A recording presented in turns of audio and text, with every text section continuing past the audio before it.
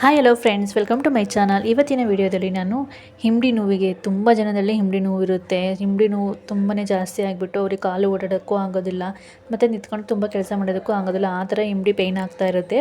ಅದಕ್ಕೆ main reason ಏನು, ಮತ್ತು ಅದಕ್ಕೆ ಏನು ಮನೆಯಲ್ಲೇ ಏನು ಮನೆಮದ್ದನ್ನು ನಾವು ಮಾಡ್ಕೊಬೋದು ಅನ್ನೋದನ್ನು ನಾನು ಇವತ್ತಿನ ವಿಡಿಯೋದಲ್ಲಿ ತಿಳಿಸ್ಕೊಡ್ತಾ ಹೋಗ್ತೀನಿ.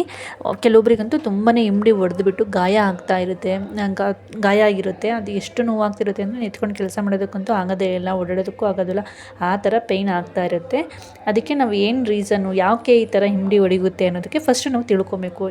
ಏನಕ್ಕೆ ಈ ಥರ ಹಿಂಡಿ ಹೊಡೆಯುತ್ತೆ ಅನ್ನೋದಾದರೆ, ಹಿಂಡಿಯಲ್ಲಿ ಆಯಿಲ್ ಕಂಟೆಂಟು ಇರಲ್ಲ, ತುಂಬಾ ಕಮ್ಮಿ ಇರುತ್ತೆ. ನಮಗೆ ಬೇರೆ ಸ್ಕಿನ್ನಲ್ಲಿ ಆಯಿಲ್ ಜಾಸ್ತಿ ಇರುತ್ತೆ, ಬೇರೆ ಕಡೆ ಎಲ್ಲ. ಆದರೆ ಹಿಂಡಿಯಲ್ಲಿ ಆಯಿಲ್ ಕಂಟೆಂಟು ತುಂಬ ಕಡಿಮೆ ಇರೋದ್ರಿಂದ ತೇವಾಂಶ ಕಡಿಮೆ ಇರುತ್ತೆ ಅದರಲ್ಲಿ. ಅದಕ್ಕೆ ಚರ್ಮ ತುಂಬಾ ದಪ್ಪ ಆಗಿಬಿಟ್ಟು ಅದರಲ್ಲಿ ಕೊಳೆ ಎಲ್ಲ ತುಂಬ್ಕೊಂಡ್ಬಿಟ್ಟು ನಮಗೆ ಅದು ಹಿಂಡಿ ಪೇಯ್ನ್ ಆಗ್ತಾ ಇರುತ್ತೆ.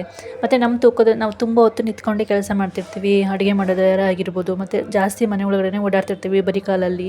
ಅವಾಗೆಲ್ಲ ಅದು ಕೊಳೆ ಎಲ್ಲ ಹೋಗಿಬಿಟ್ಟು ಅಲ್ಲಿ ಕುತ್ಕೊಂಡ್ಬಿಟ್ಟು, ಸ್ಕಿನ್ ದಪ್ಪ ಇರುತ್ತಲ್ಲ, ಕೊಳೆ ಎಲ್ಲ ಹೋಗಿ ಅಲ್ಲಿ ಕುತ್ಕೊಂಡ್ಬಿಟ್ಟು ಹಿಂಡಿ ಸೀಳಿ ಹಿಂಡಿ ಹೊಡೆಯುತ್ತಿದೆ.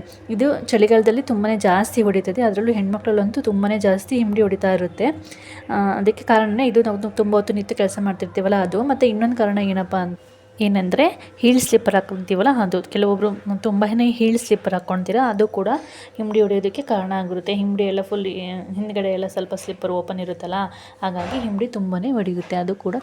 ಅದು ಕೂಡ ಕಾರಣ. ಇವಾಗ ಹಿಂಡಿ ಹೊಡಿಯೋದಕ್ಕೆ ಕಾರಣ ಏನು ಅಂತ ತಿಳ್ಕೊಂಡಾಯಿತು. ನೆಕ್ಸ್ಟ್ ಇವಾಗ ಅದಕ್ಕೆ ಮನೆಮದ್ದು ಏನು, ಹಿಂಡಿ ಹೊಡೆಯೋದಿದೆಯಲ್ಲ ಅದಕ್ಕೆ ಮನೆಮದ್ದು ಏನು ಅಂತ ತಿಳ್ಕೊಳ್ಳೋಣ. ಅದಕ್ಕಿಂತ ಮುಂಚೆ ನಾವು ಒಂದು ಪೇಸ್ಟನ್ನು ರೆಡಿ ಮಾಡಿ ಇಟ್ಕೊಬೇಕಾಗುತ್ತೆ. ಆ ಪೇಸ್ಟ್ ಬಗ್ಗೆ ನಾನು ಇವಾಗ ಮಾಹಿತಿಯನ್ನು ತಿಳಿಸ್ಕೊಡ್ತೀನಿ. ಫಸ್ಟಿಗೆ ನೀವೊಂದು ಶಾಂಪೂನ ತೊಗೊಬೇಕು. ಯಾವ ಶಾಂಪೂ ಆದರೂ ಸರಿ, ನೀವು ರೆಗ್ಯುಲರಾಗಿ ಯಾವ್ದು ಯೂಸ್ ಅದೇ ಶಾಂಪೂನ ತೊಗೊಬೋದು, ಏನೂ ಸಮಸ್ಯೆ ಇಲ್ಲ. ನೆಕ್ಸ್ಟು ಒಂದು ಸ್ವಲ್ಪ ಅಡುಗೆ ಸೋಡಾನ ತೊಗೊಳ್ಳಿ. 1 ಸ್ಪೂನಷ್ಟು ನಿಂಬೆಹಣ್ಣಿನ ರಸನ ತೊಗೊಳ್ಳಿ. ಒಂದು ಶಾಂಪು, 1 ಸ್ಪೂನಷ್ಟು ನಿಂಬೆಹಣ್ಣಿನ ರಸ, ಸ್ವಲ್ಪ ಅಡುಗೆ ಸೋಡಾ, ಇದಿಷ್ಟನ್ನು ಚೆನ್ನಾಗಿ ನೀವು ಮಿಕ್ಸ್ ಮಾಡ್ಕೊಬೇಕು. ಮಿಕ್ಸ್ ಮಾಡಿಬಿಟ್ಟು ನಿಮ್ಮ ಪಾದಕ್ಕೆ ಹಚ್ಕೊಳ್ಳಿ. ಹಿಂಡಿ ಎಲ್ಲಿ ಹೊಡೆದಿರುತ್ತಲ್ಲ ಅಲ್ಲಿ ಪಾದ ಫುಲ್ಲು ನೀಟಾಗಿ ತೊಳ್ಕೊಳ್ಳಿ ಅಲ್ಲಿ. ಏಕೆಂದರೆ ಆಲ್ರೆಡಿ ಅಲ್ಲಿ ತುಂಬ ಕೊಳೆ ಎಲ್ಲ ಇರುತ್ತೆ, ಡಸ್ಟು, ಬ್ಯಾಕ್ಟೀರಿಯಾ ಇನ್ಫೆಕ್ಷನ್ ಎಲ್ಲ ಆಗಿರುತ್ತಲ್ಲ. ಸೊ ಅದಿಷ್ಟನ್ನು ಹಚ್ಚಿಬಿಟ್ಟು ನೀವು ನೀಟಾಗಿ ತೊಳ್ಕೊಳೋದ್ರಿಂದ ಅಲ್ಲಿ ಯಾವುದೇ ಥರ ಕೊಳೆ ಇರೋದಿಲ್ಲ. ನೀವು ಇದಿಷ್ಟು ಫಸ್ಟ್ ಹಚ್ಚಿಬಿಟ್ಟು ತೊಳ್ಕೊಂಡು ಆದಮೇಲೆ ನಾನು ಇವಾಗ ಏನು ಹೇಳ್ತೀನೋ ಆ ಮದ್ದನ್ನು ನೀವು ಹಚ್ಚಬೇಕಾಗುತ್ತೆ. ಫಸ್ಟಿಗೆ ನಾವು ನೀಟಾಗಿ ಹಿಂಡಿಯಲ್ಲಿ ಯಾವುದೇ ಧೂಳು ಇಲ್ಲದೆ ಇರೋ ಥರ, ಯಾವುದೇ ಕೊಳೆ ಇಲ್ಲದೆ ಇರೋ ಥರ ನಾವು ಫಸ್ಟು ನೀಟಾಗಿ ಅದನ್ನು ಕಾಲನ್ನು ತೊಳ್ಕೊಬೇಕಾಗುತ್ತೆ. ನಾವು ಕಾಲಲ್ಲಿ ತುಂಬಾ ಕೊಳೆ ಇಟ್ಕೊಂಡು ಕಾಲು ನೀಟಾಗಿ ವಾಶ್ ಮಾಡ್ದೇ ಹಾಗೆ ಹಚ್ಚಿದರೆ ಅದು ಅಷ್ಟು ಕೆಲಸ ಮಾಡೋದಿಲ್ಲ. ಹಾಗಾಗಿ ಫಸ್ಟು ನಾವು ಕಾಲನ್ನು ನೀಟಾಗಿ ತೊಳ್ಕೊಂಬಿಟ್ಟು ಆಮೇಲೆ ನಾವು ಮನೆಮದ್ದನ್ನು ಹಚ್ಚಬೇಕಾಗುತ್ತೆ. ನೋಡಿ, ನಾನು ಇವಾಗ ಒಂದು 6 ಮನೆಮದ್ದನ್ನು ಹೇಳ್ತೀನಿ.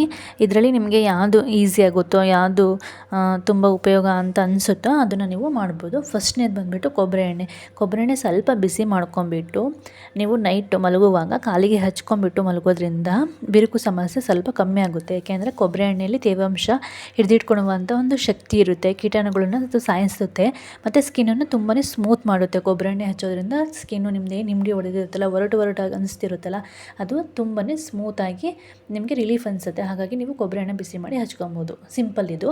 ಎರಡನೇದು ಬಂದುಬಿಟ್ಟು ಬಾಳೆಹಣ್ಣು. ಚೆನ್ನಾಗಿ ಹಣ್ಣಾಗಿರುವಂಥ ಒಂದು ಬಾಳೆಹಣ್ಣನ್ನು ನೀವು ತೊಗೊಳ್ಳಿ. ಬಾಳೆಹಣ್ಣು ತೊಗೊಂಬಿಟ್ಟು ಅದಕ್ಕೆ ಅದನ್ನು ಸ್ಮ್ಯಾಶ್ ಮಾಡಬೇಕಾಗುತ್ತೆ. ಒಂದು ಬಾಳೆಹಣ್ಣು ತೊಗೊಂಬಿಟ್ಟು ಅದನ್ನು ಸ್ಮ್ಯಾಶ್ ಮಾಡಿ, ನೆಕ್ಸ್ಟು 1 ಚಮಚದಷ್ಟು ನೀವು ಜೇನುತುಪ್ಪವನ್ನು ತೊಗೊಬೇಕು.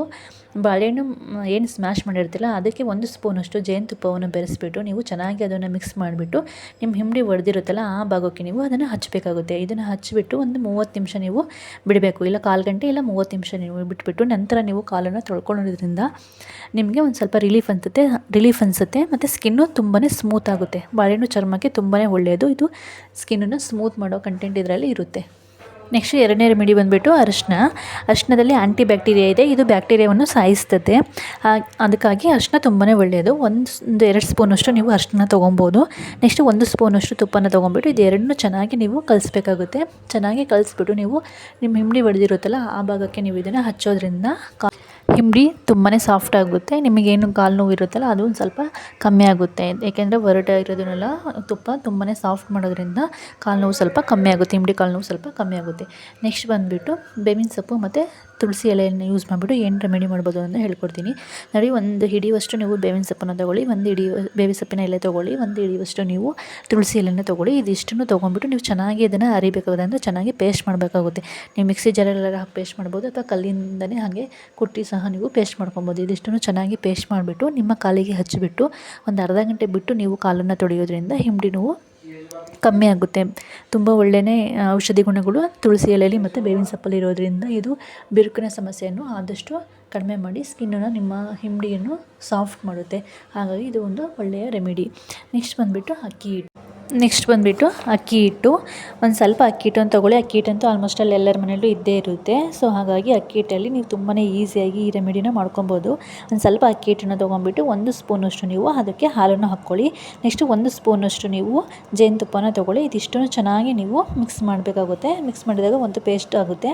ಆ ಪೇಸ್ಟನ್ನು ನೀವು ನಿಮ್ಮ ಕಾಲಿಗೆ ಹಚ್ಚೋದ್ರಿಂದ ತುಂಬಾ ಇದು ಸಾಫ್ಟ್ ಆಗುತ್ತೆ. ಹಿಂಡಿ ಇವಾಗ ಏನು ತುಂಬ ಪೇಯ್ನ್ ಆಗ್ತಿರುತ್ತಲ್ಲ ಅದು ಸ್ವಲ್ಪ ರಿಲೀಫ್ ಆಗಿ ಹಿಂಡಿ ಬಿರುಕು ಎಲ್ಲ ಸ್ವಲ್ಪ ಕಮ್ಮಿಯಾಗಿ ಕಾಲು ನೋವು ಕಮ್ಮಿ ಆಗುತ್ತೆ ನಿಮಗೆ. ಸೊ ನೋಡಿ, ನಾನು ಇಷ್ಟು ರೆಮಿಡಿ ಹೇಳಿದ್ದೀನಲ್ಲ, ಇದಿಷ್ಟರಲ್ಲಿ ನಿಮಗೆ ಯಾವುದು ಈಸಿ ಅನಿಸುತ್ತೋ, ಯಾವುದು ನಿಮ್ಮ ಮನೇಲಿ ಮಾಡೋಕ್ಕಾಗುತ್ತೋ ಅದನ್ನು ಟ್ರೈ ಮಾಡಿ.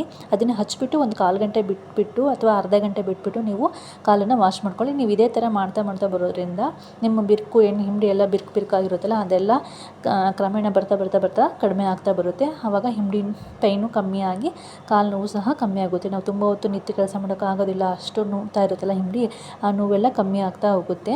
ಮತ್ತು ನಮ್ಮ ಹಿಂಡಿ ಏನು ಒರಟಾಗಿರುತ್ತಲ್ಲ ಅದು ಸಾಫ್ಟ್ ಆಗ್ತಾ ಬರುತ್ತೆ. ನೋಡಿ, ನಾನು ಇಷ್ಟು ಒಳ್ಳೆಯ ರೆಮಿಡೀಸ್ ಹೇಳಿದ್ದೀನಿ. ಇದಿಷ್ಟರಲ್ಲಿ ನಿಮಗೆ ಯಾವುದು ಈಸಿ ಅನಿಸುತ್ತೋ ಅದನ್ನು ಮಾಡಿ. ಇದಿಷ್ಟು ಇವತ್ತಿನ ವಿಡಿಯೋ ಆಗಿತ್ತು. ಇದೇ ಥರ ಯೂಸ್ಫುಲ್ ಇನ್ಫಾರ್ಮೇಷನಿಗಾಗಿ ಪ್ಲೀಸ್ ನನ್ನ ಚಾನಲ್ನ ಸಬ್ಸ್ಕ್ರೈಬ್ ಮಾಡ್ಕೊಳ್ಳಿ. ವಿಡಿಯೋ ಇಷ್ಟ ಆಗಿದ್ರೆ ಒಂದು ಲೈಕ್ ಮಾಡಿ, ಶೇರ್ ಮಾಡಿ, ಹಾಗೆ ಸಬ್ಸ್ಕ್ರೈಬ್ ಮಾಡ್ಕೊಳ್ಳಿ. Thanks for watching. Thank you.